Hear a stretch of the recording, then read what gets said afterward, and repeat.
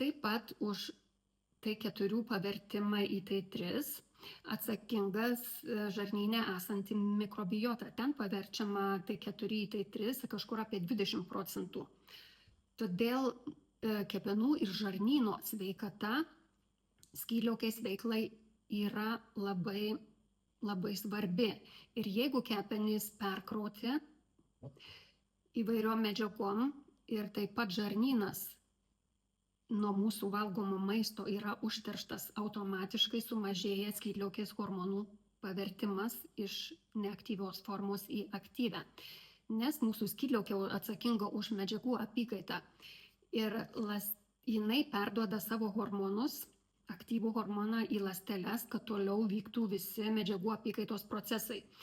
Ir ląstelėms labai svarbu gauti šitos hormonus, todėl negaudamos hormonų ląstelės negali toliau atlikti savo funkcijų.